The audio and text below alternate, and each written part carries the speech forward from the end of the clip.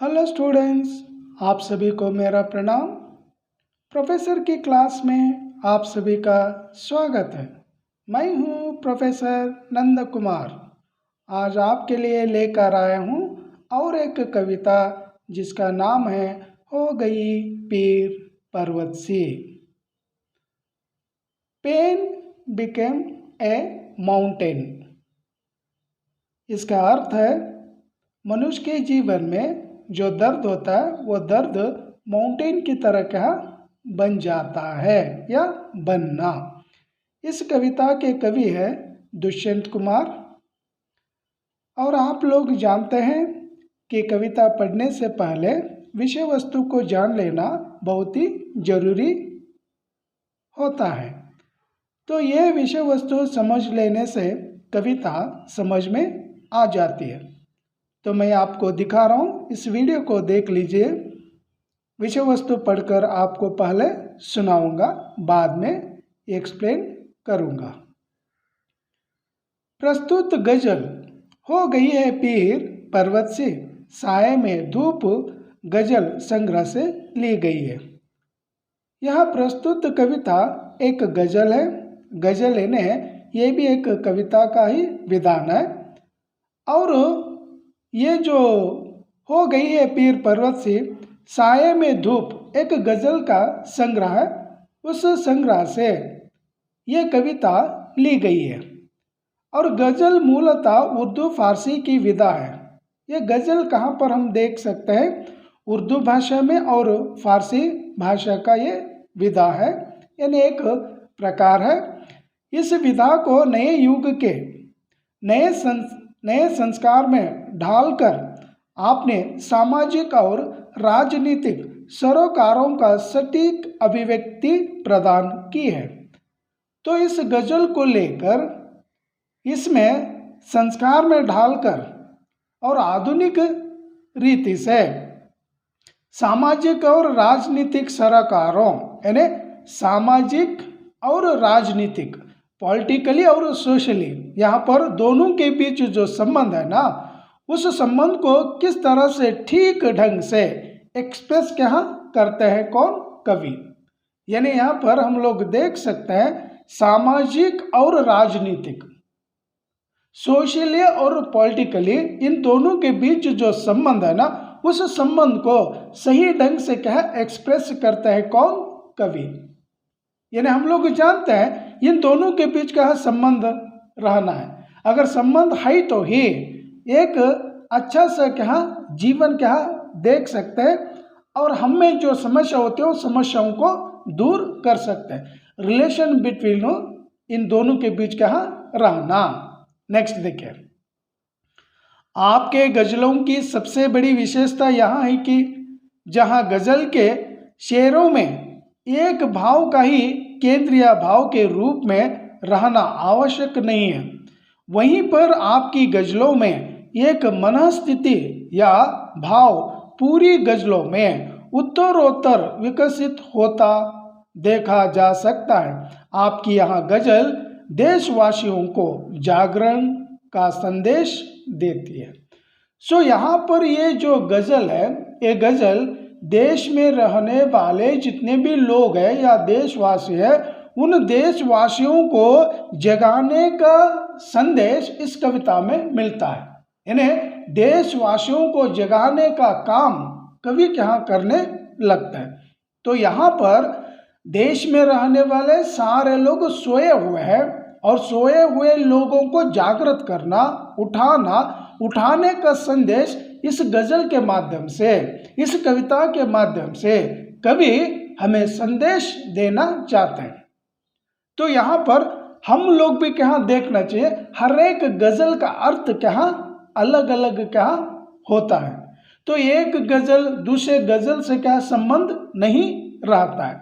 तो यहाँ पर ये छोटी सी कविता है, इस कविता को देख लीजिए। मैं एक्सप्लेन करते चला जाता हूँ, तो आप लोग क्या सुनने के लिए कोशिश करिए। सो स्टूडेंट्स, इस वीडियो को अंत तक देखिए, बीच में क्या ना छोड़िए, स्किप मत करिए।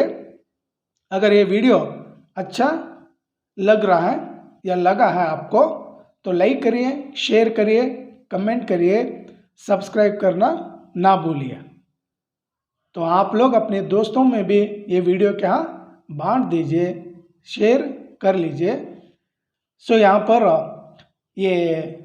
ये कविता होने के बाद और एक कविता है, वो कविता होने के बाद सेकेंड पीयूसी का सिलेबस कंप्लीट हो जाता है एग्ज़ाम के पहले ही। तो कोई भी अगर आप लोग क्लास में कक्षा के अंदर अगर पाठ नहीं सुने तो मेरे जितने भी जो वीडियो उन वीडियो को सुनने के लिए प्रयास करिए और मेरी आवाज़ को सुनने के लिए प्रयास करिए, तो आप लोग अच्छे मार्क्स लेकर पास हो जाएंगे। तो स्टूडेंट्स, ये छोटी सी कविता है, इस कविता को देखिए। हो गई है पीर पर्वत से पिघलनी चाहिए, इस हिमालय से कोई गंगा निकलनी चाहिए। यानी कवि दुष्यंत कुमार कहने लगते हैं, हो गई है पीर पर्वत से पिघलनी चाहिए। यानी मनुष्यों के जीवन में जो दर्द है वह दर्द क्या एक माउंटेन की तरह, एक पर्वत की तरह क्या बन गया है। उस दुख को, उस दर्द को पिघलना है।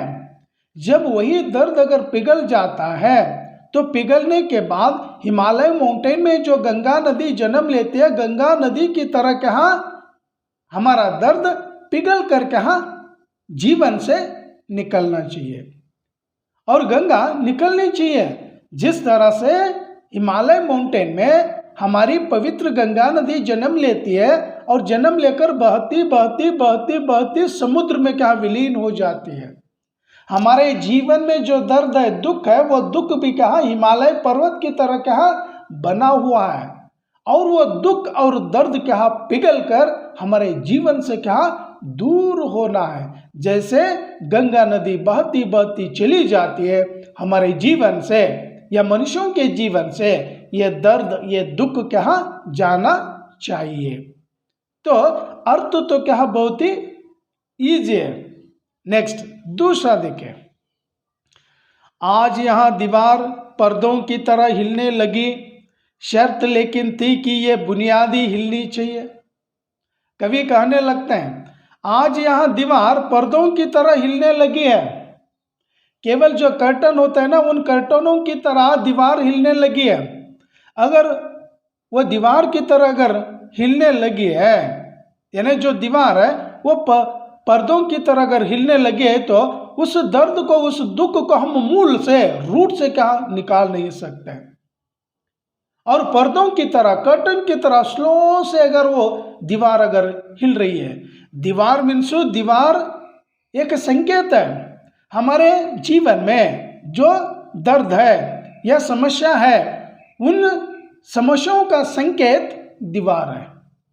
और केवल कि हम उस दीवार को उखाड़ कर फेंकना चाहते हैं, यानी दर्द को, दुख को, समस्या को उखाड़ कर फेंकना चाहते हैं, लेकिन हम लोग उखाड़ नहीं पा रहे हैं, उस दर्द को दूर नहीं कर पा रहे हैं। केवल क्या वो दर्द, वो दुख या समस्या केवल क्या पर्दों की तरह हिल रहा है। हिलने से कुछ फायदा नहीं है, उसे क्या पूर्ण रूप से निकालना चाहिए।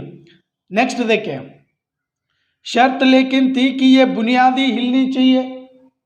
यानी शर्त ये थी, शर्त क्या है, इस दीवार का जो मूल है, मूल है ना, जो फाउंडेशन कहते हैं ना, फाउंडेशन जो स्ट्रांग है ना दुख का, उस रूट को ही, उस फाउंडेशन को क्या पूर्ण से निकालना चाहिए। और वो बुनियादी हिलनी चाहिए, वो फाउंडेशन क्या हिलना है, उसे हिलाकर उसे गिराना है। गिराने से ही हमारे जीवन से क्या वो दुख, दर्द क्या चला जाता है। तो कौन सी भी समस्या क्यों ना हो, कौन सा भी दर्द क्यों ना हो, उसे रूट से, जड़ से क्या उखाड़ कर फेंकने के लिए क्या प्रयास करना चाहिए। हमारे देश में भी ऐसी कई समस्याएं हैं, उन समस्याओं को उखाड़ कर फेंकना चाहिए। केवल हम लोग क्या हिलाते हैं, उन समस्याओं को दूर करने के लिए कोशिश करते हैं, लेकिन कोशिश करने से वो दूर नहीं होता है, वो समस्या दूर नहीं होती है। उसे उखाड़ कर, बुनियादी से, मूल से उसे उखाड़ कर क्या फेंकना। थर्ड वन देखें, हर सड़क पर, हर गली में, हर नगर में, हर गांव में हाथ लहराते हुए हर लाश जलनी चाहिए। कवि अच्छे विचारों को यहाँ पर प्रस्तुत करते हैं स्टूडेंट्स के सामने और कहने लगते हैं भारत में रहने वाले, देश में रहने वाले सारे लोग एक लाश की तरह यहाँ बने हुए हैं, उनमें जान नहीं है और यहाँ पर उनमें वो जोश भी नहीं है, वो शक्ति भी नहीं है। और कहने लगते हैं हर सड़क पर, हर गली में, हर नगर में, हर गांव में जो लाश की तरह रहने वाले जो लोग हैं ना, वे लोग अपने अपने हाथ लहराते हुए चलना है ना, एकजुट होकर सारे देशवासियों को इन सारी समस्याओं को जड़ से उखाड़ कर फेंकने के लिए आना है या प्रयास करना है। अगर एकजुट होकर लोगों में अगर यूनिटी अगर आ जाएगी, ये एकता अगर आ जाएगी तो सारी समस्याओं को क्या दूर कर सकते हैं। तो सामाजिक हो या राजनीतिक हो या सोशल क्यों ना हो या पॉलिटिकल क्यों ना हो, तो इन दोनों को भी क्या हम लोग दूर क्या कर सकते हैं। यानी लाश में बनना नहीं है। डेड बॉडी अगर बनेंगे तो शो में जान नहीं होती है। तो हमेशा के लिए, देश के लिए या हमारे लोगों के लिए हमें सख्त होना है, स्ट्रांग होना है। स्ट्रांग होकर क्या लड़ाई करनी चाहिए, संघर्ष करना चाहिए, उन सामाजिक और राजनीतिक समस्याओं के विरुद्ध क्या लड़ाई करनी चाहिए। और एक देखिए, सिर्फ हंगामा खड़ा करना मेरा मकसद नहीं है, मेरी कोशिश है कि ये सूरत बदलनी चाहिए। कवि कहने लगते हैं, हे मनुष्य, हे विद्यार्थियों, मेरा मकसद ये नहीं है, मेरी इच्छा ये नहीं है, मेरी आशा ये नहीं है कि लोगों में क्या शोर मचाना है या हंगामा खड़ा करना मेरा मकसद नहीं है, मेरा वो सपना नहीं है, मेरी इच्छा नहीं है। लेकिन मेरी कोशिश ये है कि लोगों की जो सूरत है ना, वो सूरत, वो शक्ल, वो फेस क्या बदलनी चाहिए।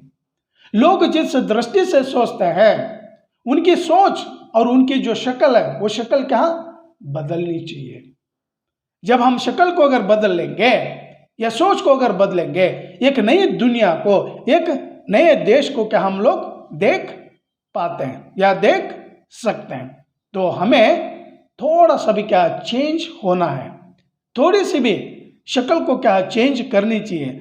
अगर हम लोग बदलेंगे तो देश भी क्या बदल जाता है। तो देश में जो समस्या है, उन समस्याओं को भी क्या हम दूर कर सकते हैं। लास्ट वन देखिए, मेरे सीने में नहीं तो तेरे सीने में सही हो कहीं भी आग, लेकिन आग जलनी चाहिए। इस कविता के अंत में कवि कहने लगता है, मेरे सीने में नहीं तो तेरे सीने में क्या आग जलनी चाहिए। वो आग कहीं भी क्यों ना हो, लेकिन निरंतर क्या वो आग जलनी चाहिए। मेरे सीने में अगर आग नहीं लगी है, आग नहीं धधकती है, तो कम से कम तेरे सीने में तो क्या आग जलनी चाहिए, धधकनी चाहिए। क्योंकि देश के किसी कोने में भी हम लोग क्यों ना रहे, समस्याओं के प्रति, दुख के प्रति वो आग क्या जलनी चाहिए। आग अगर जलेगी तो हम लोग संघर्ष करने के लिए सड़क पर क्या आ जाएंगे, और आ जाने से हम अपनी समस्याओं को, दर्द को दूर कर सकते हैं। तो कहने लगते हैं कवि कि आप लोग क्या इस प्रकार क्या आ जाइए।